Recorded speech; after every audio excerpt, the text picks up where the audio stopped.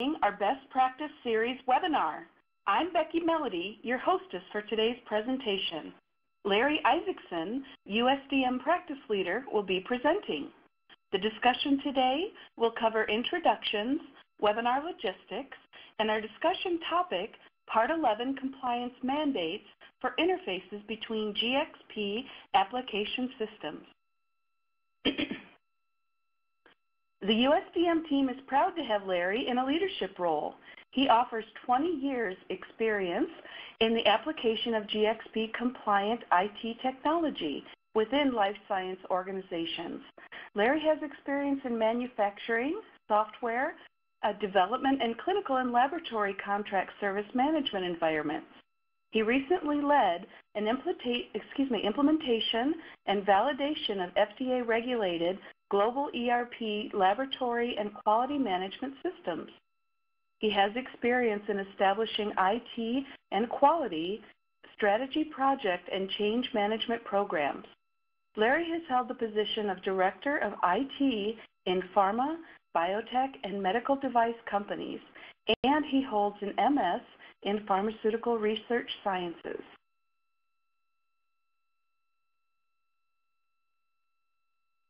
U.S. data management is focused exclusively on the life science domain. We're the market leader in providing quality and regulatory IT compliance professional service solutions.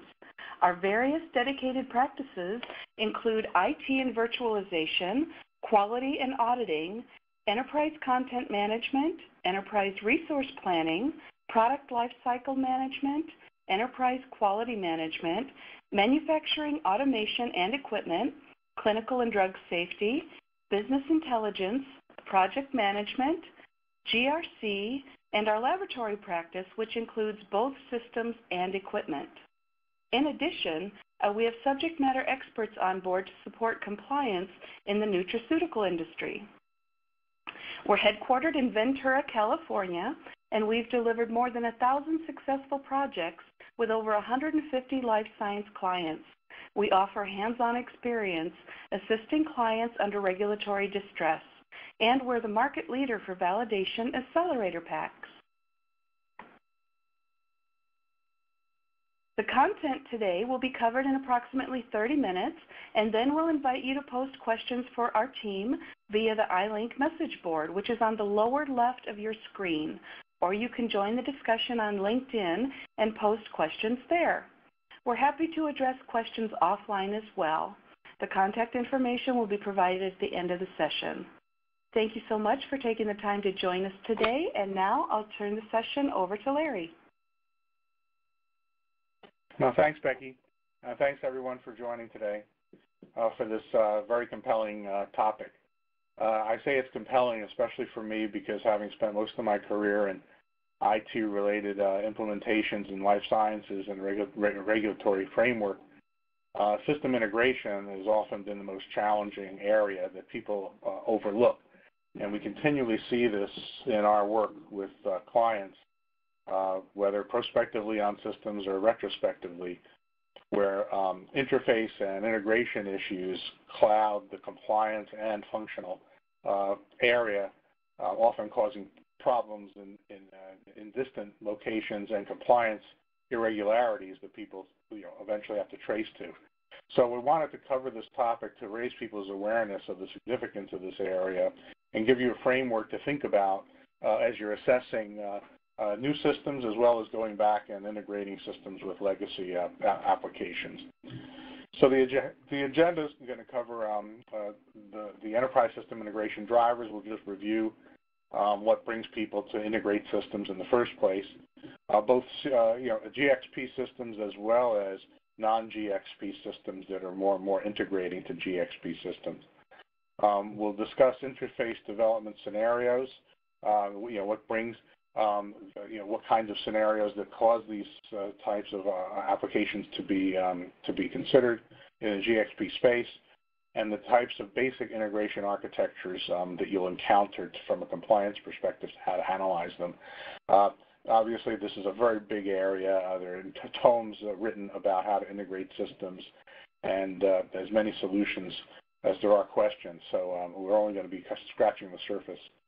We'll also discuss alternative integration solutions and their compliance considerations, how to analyze them and assess them, and then discuss the features required to meet Part 11 requirements in this area that people often overlook in our findings. And then we'll talk about integration design considerations, because it all starts with a design. If you have the opportunity in a greenfield situation to put these together, how you approach it can make a big difference in your ongoing support and compliance practice. And then we'll summarize. So this is old news to most people in terms of what enterprise system integration drivers are. It's been something that IT has been kept busy doing almost more predominantly than package implementations these days. And it is one of the more challenging areas because it takes every insight, the most insight into IT architecture, compliance, and business processes to do this properly in a compliant environment. Most commonly, people are integrating stovepipe workflows across departments and divisions and trading partners going up the maturity curve. Smaller companies start with automating inside functional areas or departments, and then they move across those stovepipes and across divisions, and then more mature organizations are doing with trading partners. You're eliminating paper handoffs and data reentry errors, which is one of the most troublesome areas for business process as well as for compliance. You've got a hybrid situation where you're tracing data from paper into compliance systems. It's one of the most troublesome areas to cover in an audit. In the enablement of lean supply chain strategies in a real-time environment, which is growing more and more extended as we speak, including CRM, which is one of the more interesting areas that we've been working with recently, is also a big driver in terms of integration. And this involves multiple partners, often with very disparate systems. Improving global collaboration and time to market obviously comes along with this, and improving compliance and auditability, which is a side product of integration if it's done properly, is a big benefit because you're reducing those handoffs and those possible deviations from handoffs. But at the same time, it cuts both ways. And along with this, people find that you need to centralize your master data management if you're going to be dealing with systems that were never designed to work together. Bringing them together, you've got to have harmonization across the various item numberings, customer numbers, supplier numbers, you name it. If you can standardize and both the definition and control of master data, you're way ahead of the game, and it's often a bottom-up situation where the integration forces that upon people. Mergers and acquisitions are a major driver of integration across systems, and on top of that, not only are the systems disparate and the data models disparate, and the communications mechanisms disparate, but also the quality groups trying to make this all work together in a compliant way have their own standards and their own procedures and their own philosophies, sometimes completely different industries coming together. So this is a very big challenge that we work with all the time. And then more recently, people are outsourcing business processes and services. So this brings another wrinkle we'll touch on in this conference, in this seminar, where the migration to SaaS architectures is one of the biggest interesting drivers for complexity in this area. As you outsource to a SaaS environment for one particular application, you suddenly have these internal interfaces that are now talking externally to new systems, not in your control. Those have big implications, both technologically as well as compliance. And then outsourcing of manufacturing, supply chain activities, human resources, finance, IT, and sales entirely to contract organizations brings yet another dimension of disintegration, perhaps, that has to be managed when it comes to you're still owning a GXP compliant application that's involved in that chain. So, when you're looking at GXP system integration specifically, there's too many probabilistic combinations here to go through, but the main ones we encounter can be divided into a few categories. One would be the most common would be the ERP suite Many people have gone with suites of ERP applications from a single vendor, but often the MES or the product lifecycle management tool that they choose or the LIMS that's already in place is not from the same vendor, so there's an integration challenge there. And if you go with a best-of-breed approach and you have different warehouse systems, different supply chain systems from different vendors, you've got a component integration within your ERP space. And more we see CRM coming into it. We'll address down the list. LIMS, just in the LIMS space, you've got LIMS interfacing to a variety of chromatography data systems and laboratory acquisition systems. You can go a suite approach in that case, or you can obviously you usually do have hybrid situation. And this is an area often underestimated in terms of its difficulty. When you're talking about electronic quality management systems, that's a very common one. You may have different components of your electronic quality management systems, functional areas in terms of a training package, a document control package. If you're really lucky, you thought ahead and got a single vendor solution that has this all bundled, which simplifies things. But it's more common that people have a hybrid scenario, which can become very difficult when it comes to workflow processes. EQMS to ERP, obviously for master data. If you're going to do a CAPA, you need to pull data from a variety of sources to populate that CAPA electronically if that's what you want to do, which is the best practice if you can do it. The same with facilities management systems. If you're keeping track of equipment cleaning, calibration, inventory in a separate facilities management system, your EQMS system may need access to that for the master data at least. And then your clinical trial management area has a variety of different types of systems that either can be a suite or it can be a set of components that have to be integrated. Now, more recently, we see GXP to non-GXP for when you're dealing with EDI, which comes from external sources, to ERP. That is a specific type of interface that's very common and long-standing, and has to be treated in a specific manner to keep your ERP system compliant. And now more recently, CRM is being interfaced to the ERP and being used for GXP applications, but your CRM is primarily a sales tool, marketing tool in many cases. You're certainly not interested in validating the entire thing. HRIS to ERP, HRIS to EQMS, and business intelligence tools to ERP, it goes on and on. So we're seeing an expansion in this area substantially as people have done these integrations or are about to do them and are looking for compliance strategies. So let's look at the basic integration architecture, which provides a foundation for how you approach this problem. In your best case approach, to the extent that you are integrating within your own enterprise, which is the base case, you've got one application which may or may not be GXP, and you've got a second application that may or may not be GXP with some type of middleware in between.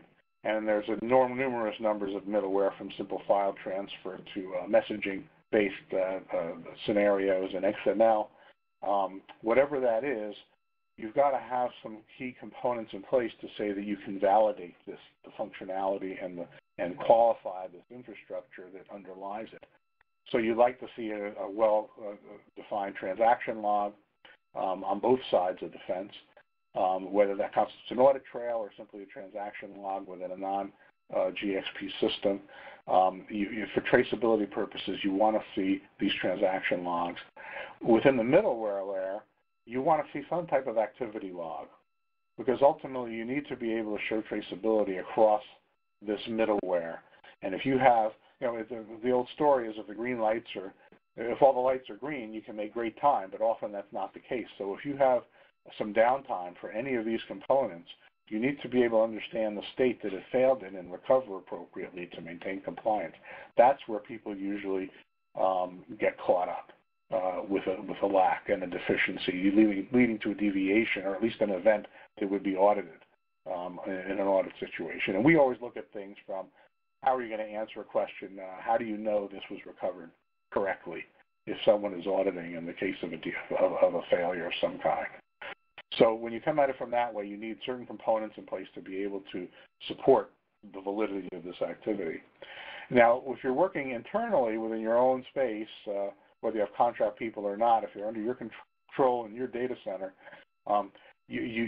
presumably you've got a shared quality management system. You've got one quality group with a set of standards that is well defined that you can depend on to cover both these applications. And you've got a shared IT SLA, one or maybe a couple of different IT groups who can work together readily to determine how are they going to handle support and availability and incident management across these two applications. So that's your base case that has been traditional in the old days, which is becoming less traditional these days.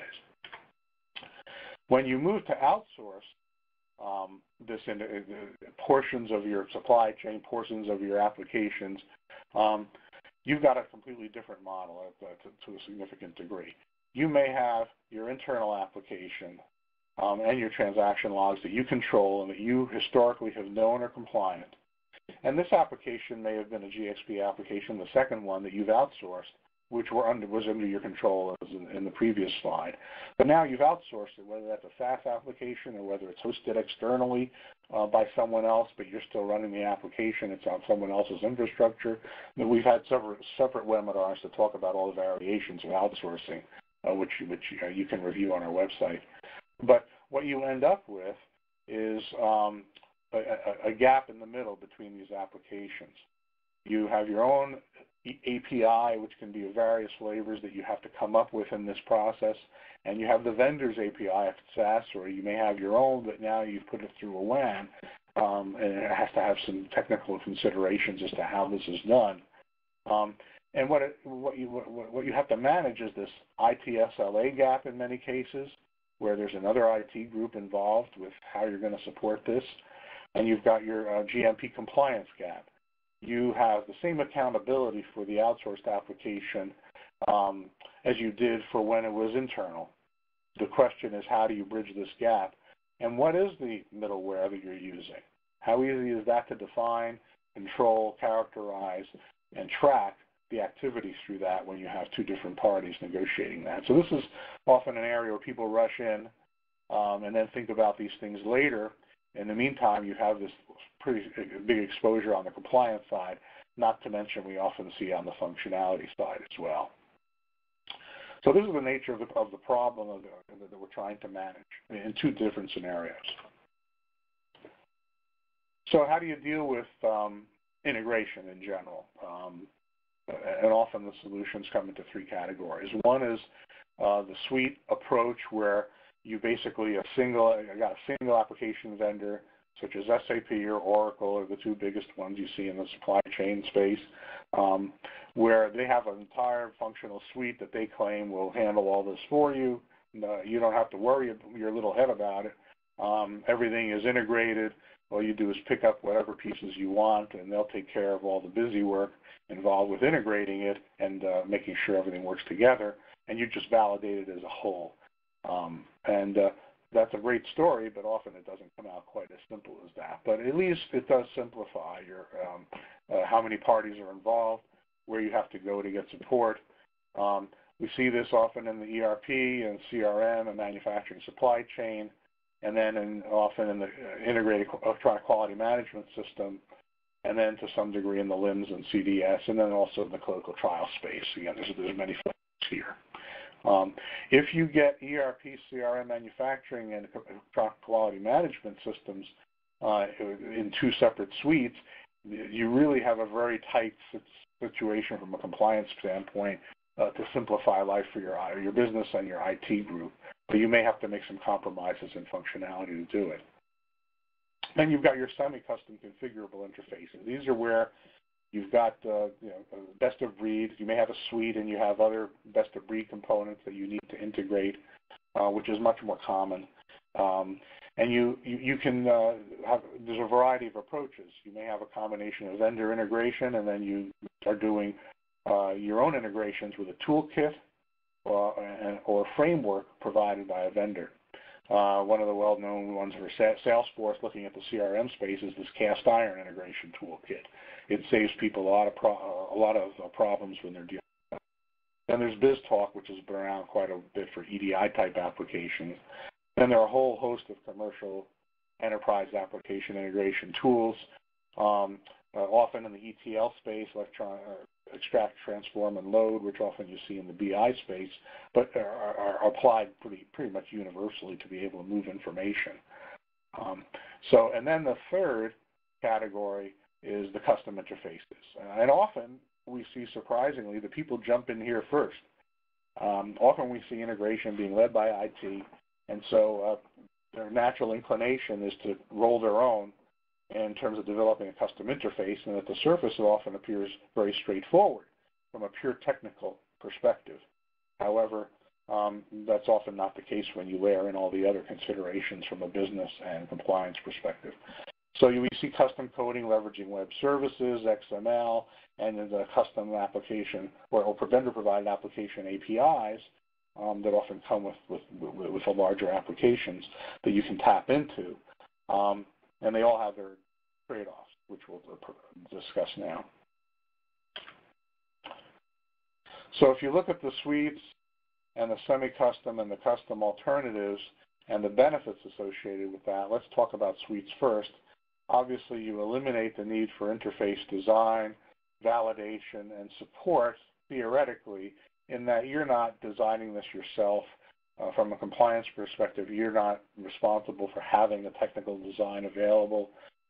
This is baked in, presumably, to the vendor solution, and you just approach this as a black box, effectively. Your upgrades, presumably, are supported, although many of us have seen the fact that there's a lag time between releases of new versions of key applications and the integrations that often deal with other components.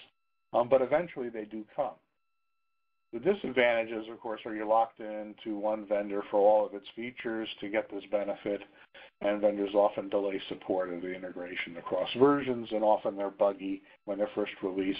If this was easy, everyone would do it properly, and this is such a challenging area, especially as vendors are out there buying packages from other vendors, defunct or otherwise, that they are integrating themselves. And under the covers, they have the same challenges you would when you're doing your own integration. So, and you can see the threads as the tires are worn down here because it's not easy for them either. But if they'll do it for you and you can deal with the timelines, it's a big benefit. So from a GAMP risk perspective, in terms of categorization from GXP, it's lower, presuming you have vendor support. It would be considered typically a Category 4, a configurable solution. You can validate this as an integral component of the package, treat it as a black box. So if you bought this as part of a package, you're going to do your validation across this interface from a functional standpoint, showing the results on both sides of the interface in a variety of scenarios.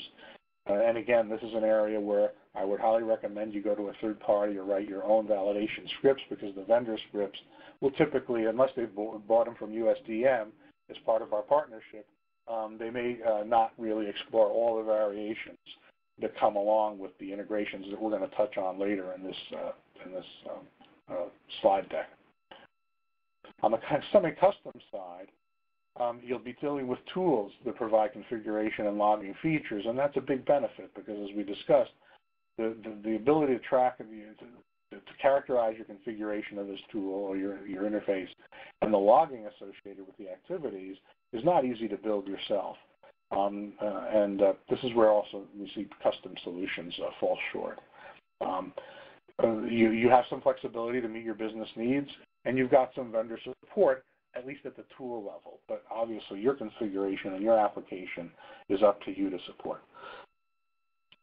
Disadvantages are you're responsible for the design and the validation. So you've got to have a design document. You've got to have do some validation or qualification of that, and you've got to support changes across that interface in terms of how each side affects your configuration of that tool, and if it's compatible. And then, so this would be a medium to high. We put this at a 4.5 category risk. It's got components of Category 4 and Category 5.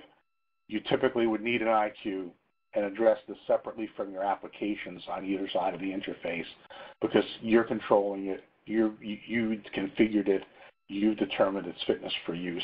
So you need an IQ, maybe an IQ-OQ, depending on its complexity. Then a custom scenario is great because you have complete flexibility, but you also have all the liability. You're responsible for all the features and function, and the support and the compliance. So it's an advantage and it's a disadvantage. So this would be typically a Category 5. Your applications on either side of this interface may be Category 4, but this interface is custom and it's Category 5, and it needs a high degree of characterization, and it also more appropriately needs an IQ-OQ to address this separate from its applications that it's supporting within that interface.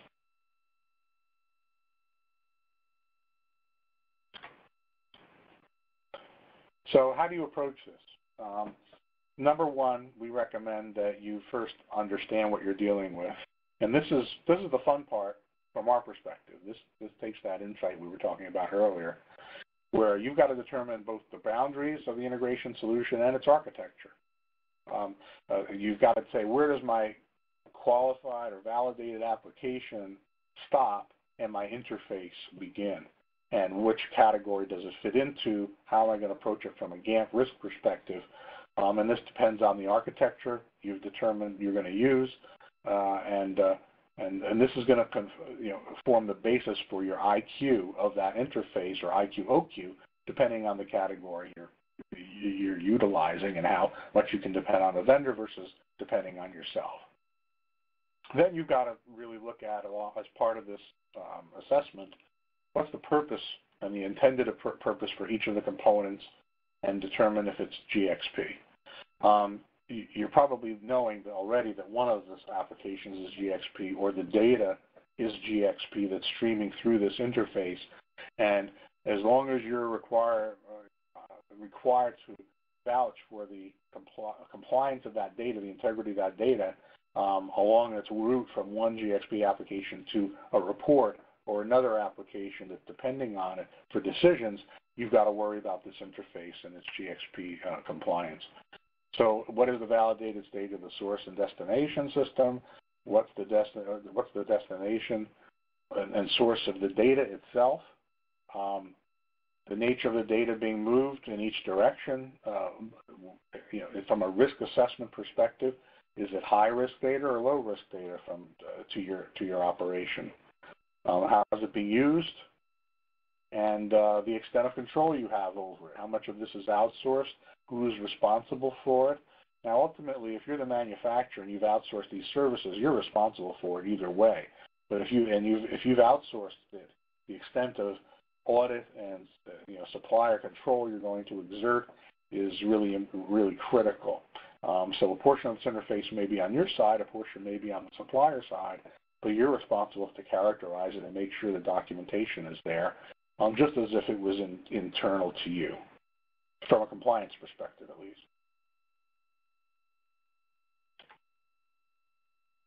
So when we're talking about Part 11 and why this is all important, when you've done this assessment, you've determined its complexity and its architecture and the importance of the data, now you have to keep in mind, what are you trying to do about this interface from a compliance perspective?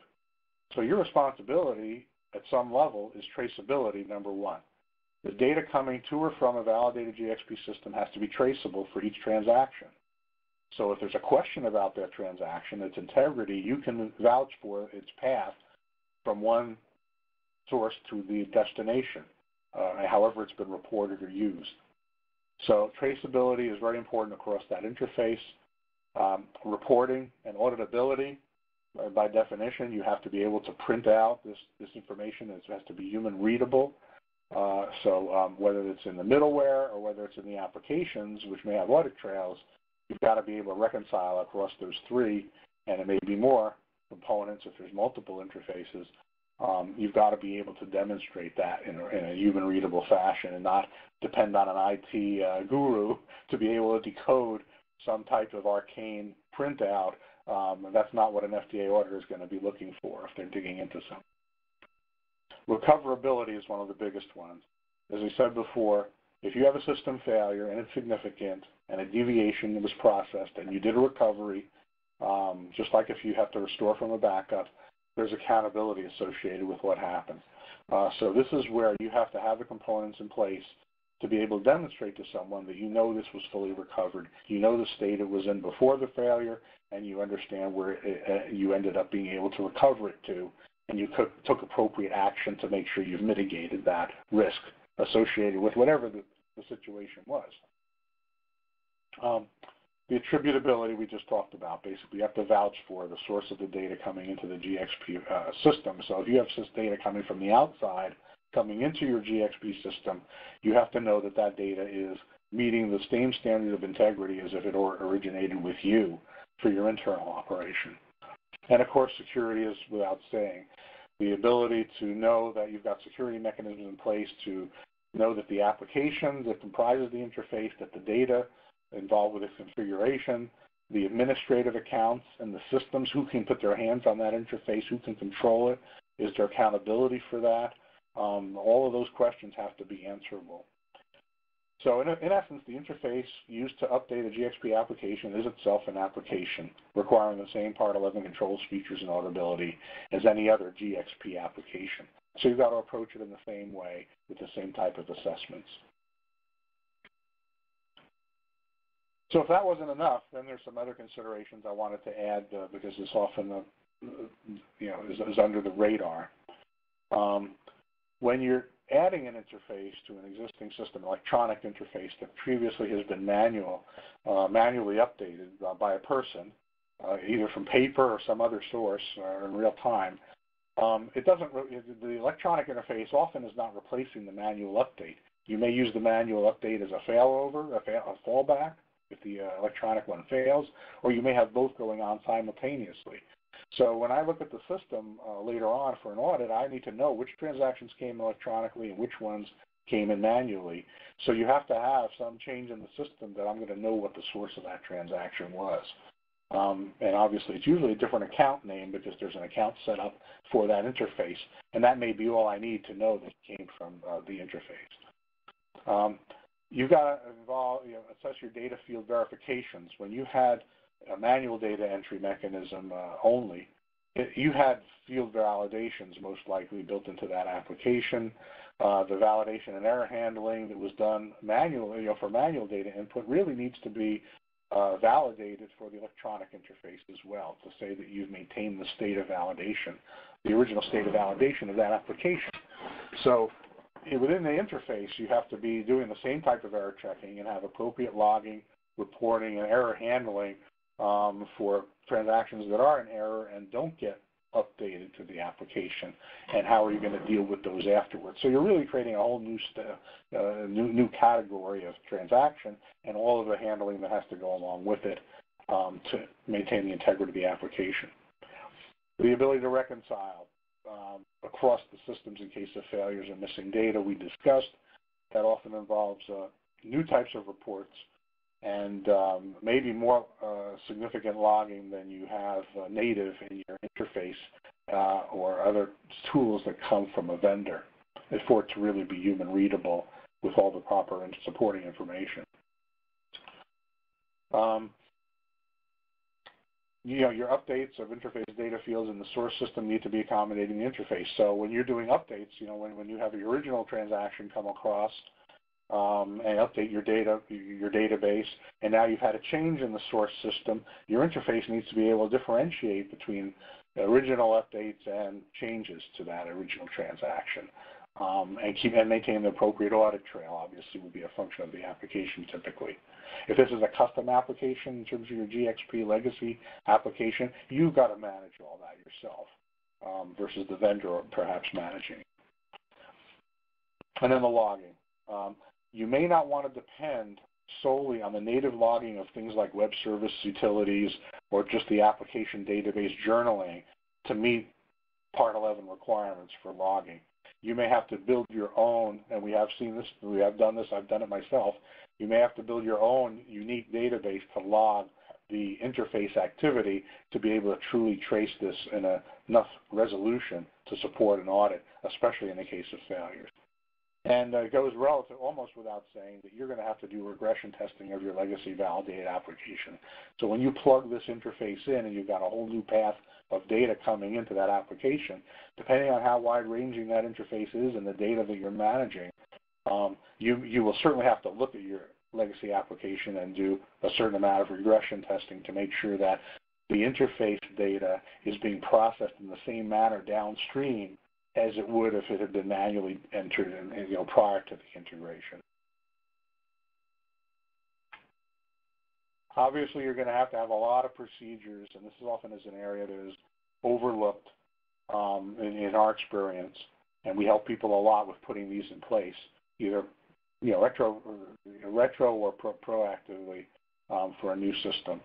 Security in terms of administrative accounts, control data, and transaction log access to the interface itself, just as you would an audit trail within a GXP application. The administration of that interface, the control and the change control associated with the tools and the logs, configurations, and who's authorized to actually change that interface, or the audit trail associated with the interface. How you do reconciliation error recovery. And then I can tell you, as I've done validations of these systems in the dry runs, not to mention in the regular validation, these things fail. And especially when they're going over the WAN, we have session timeouts. We have middleware servers go down that are sometimes outside the control of the IT group who owns the interface, especially if you're dealing with outsourced vendors. Someone's got to be able to have monitoring, reporting, error handling defined for these scenarios. And there could be many, many components involved and potential sources of failure along the route. So they have to be understood and addressed. Incidents is basically incident management. Change control, once this interface is in place and validated and qualified, the underlying infrastructure, how do you change it? If a vendor is changing it, you have to know about it. It has to be represented in your change control system. The complexity for outsourced and SaaS environments goes up a lot when it comes to your quality environment and being able to vouch for what's going on the other side of that interface if it's not in your control, just as it was if you're in your control. And then user SOP updates. Often the business is going to have new procedures associated with managing that interface. Somebody in the user community may have to be able to take calls when something hasn't come through an interface. EDI is probably one of the oldest applications that's already in existence that has some of these issues in the supply chain where people have to be able to manage EDI transactions and deal with it when something hasn't happened or has come in wrong. So it's a good model out there to use, but now it's being extended to many, many other kinds of categories. So keep in mind that you want to do this within this validation system lifecycle framework where you've got it for custom or semi-custom. You're going to want to define your requirements ahead of time. That's the best way. We've often been involved with people doing that after the fact on these interfaces because often it looks like a simple technical solution. In fact, some people think you don't have to worry about it at all because it's just the applications on either end that are important and they're validated. That's not the case at all. Requirements design, building and development and testing, acceptance testing through your typical IQ, OQ, PQ in terms of regression testing of your application and qualification of your foundation infrastructure. And then you've got your maintenance, ongoing procedures associated with your running of it.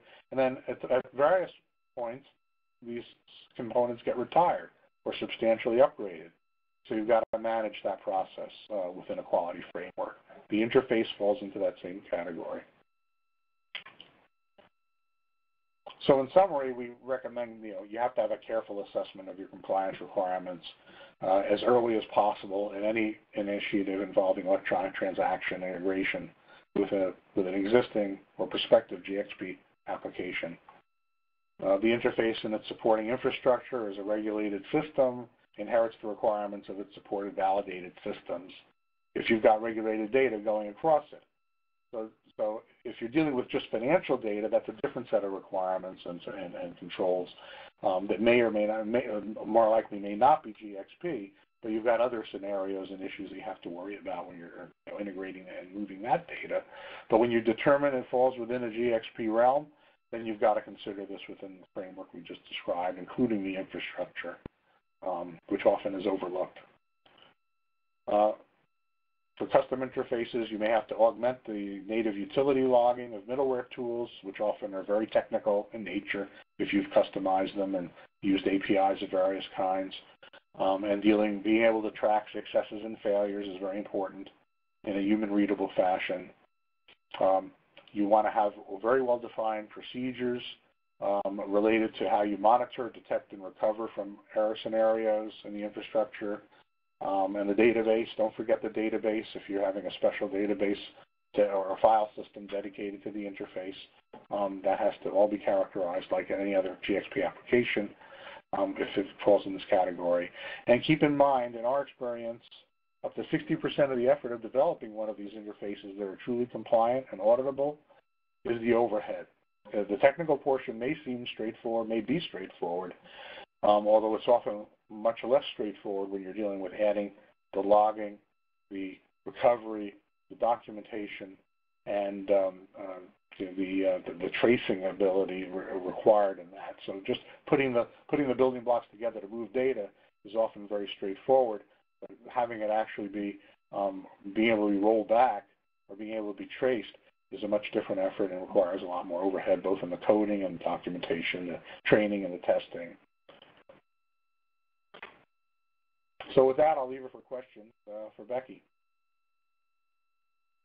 Thanks very much.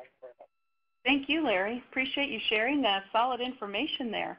We will open the floor now for questions, and while you're typing in those questions, I'll remind you that this webinar has been recorded and will be available on our website, which is, of course, usdatamanagement.com.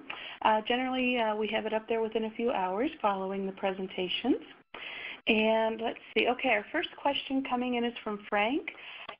He says, I already have an application in production with an interface across several validated systems, but the interface was never validated. How do I go about addressing this? Well, that's a very common scenario, and often that's the situation we're brought into. Either as part of adding a new GXP application, we discover that we start asking questions about the interface and find there's no supporting documentation for it in a variety of domains. It goes back to being able to, number one, you're going to have to assess what's flowing through that interface. Take a look at the systems that you already have working with it, and also look at the history of that interface. If you've got a help desk, a pretty good tracking of failures or incidents associated with it, get a sense of where things are happening related to that interface so you can get a sense of your risk associated with it and the complexity. Then you've got to get your quality group involved as soon as possible to make them aware of this. Presumably your IT group already is managing this interface. The question is, where do you start first, and what's the highest risk system to be addressed, and the highest category of data in terms of risk to address first, because you're going to probably have to have a multi-phased approach to handle this.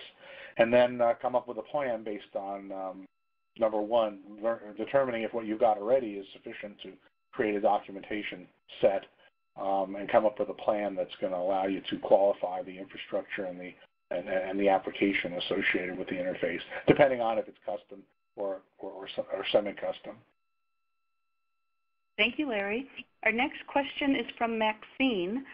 When the application is a hosted system and changes occur that the vendor indicate do not impact your company's configuration and the information provided is extremely limited or brief, there's no technical details or specifications, how do you manage the change management? Well, this is something that, ideally has been addressed earlier on in the process as part of the contract to move to a hosted system or pick up a hosted solution as part of your overall solution set. What we recommend is that early on or at some stage or as soon as possible that you put in a formal quality agreement with that vendor. And this involves your quality group as well as IT. But you have to have an agreement from whoever that external vendor is that they're going to maintain a certain level of documentation that would allow you to answer those questions readily and have perhaps direct insight into their systems directly. And we've seen this. This is often most common with the more mature companies where these vendors will give you access through a dashboard to the incident logs associated with the application and notifications associated with it. But it varies substantially across the board. So this is something to be negotiated early if possible, but very much so there needs to be some contractual arrangement where they're obligated to give you this information in as much detail as you need to answer an audit in case there was a significant problem.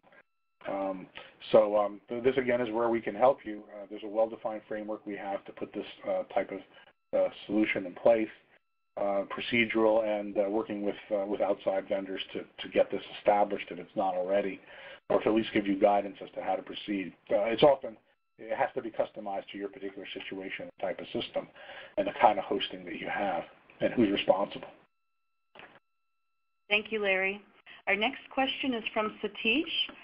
He says, my IT department told me that file transfers are simple and are the same as manually entering the data and should not need to be validated since the system is already validated. Are you saying this is not correct? Yes, in a word, yes. That's correct. That's a very technical, in fact, we see this very often. The most common area I see this is in virtual system implementations where the IT department readily believes that I don't have to worry about VMware or Citrix virtualization because the application sees Windows or Linux, and it doesn't know any different, and it's no different than when it was validated under Linux or Windows in the first place, as long as the version hadn't changed. Well, that couldn't be further from the truth. It's the same here in that you've completely changed the modality of the way that data is being handled and managed. And when it comes to the controls and your ability to recover and what you're going to have to do if there's some question about the data is a completely different approach than if this was manually entered. And the attributability to where that data came from, who originated it, all those questions are completely differently handled than if it was manually handled. So you'll have to inform them that that's a somewhat naive assumption. Very good, Larry. Looks like we have time for one more question here, and it will be from Jennifer. Let's see. We are moving our quality systems to SaaS provider, and it is integrated to our existing ERP and other systems. The IT department is working on the new interface, but we have not discussed validation of the interface. Does the SaaS provider take care of that? Well, it all depends on whether or not you've arranged for that, service. It goes back to what your quality agreement is with that provider. So the likelihood is that they don't manage that, unless the IT department is very aware of compliance considerations and is working directly with your quality group, depending on who you're working with. If you're with the business, you need to understand whether or not that IT group is working with your quality group to have established that relationship and that responsibility on that interface.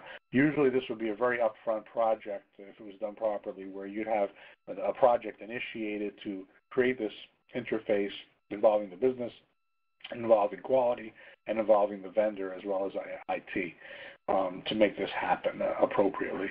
It certainly can be done after the fact, but it's a lot messier and often involves changes to the system to do it right if there wasn't. So this is where we're actually working as much as we can to educate IT groups as to what this, to be more aware of compliance considerations when they contemplate a very well-meaning and valuable initiative. All of this integration is critical. However, to the extent that you can architect up front your compliance along with your IT, you can make it a lot simpler for the business in the long run. if you take a suite approach where possible, both in your supply chain and your quality, it makes life a lot simpler, both for outsourcing as well as for ongoing support. So it's tough to know without more details, but the likelihood is not, and you have to get into that with them. Thank you, Larry. Appreciate that. All right, we need to wrap up. As a reminder, the session has been recorded and will be available on our website. I'd encourage you to take a visit through the USDM website when you have a moment, and you can review the list of upcoming webinar events, as well as the previously recorded sessions. We do welcome your feedback. We'd invite you to join the discussion forum on LinkedIn. We look forward to your insight there, as well as suggestions for future topics. We appreciate those of you texting in thanks and compliments on this chat session. But if you have a moment, we'd appreciate you to post them on the LinkedIn USDM group page. That's something you can do for us that's very quick, but our management team is looking there for feedback as an important indicator as to whether or not to continue to fund our complimentary series here. So give us some feedback, let us know what you'd like to hear, and let us know how we're doing. We do appreciate you taking the time to join us, and thank you, Larry, for presenting today. We appreciate the opportunity to team with you in working towards excellence in compliance. Have a wonderful day.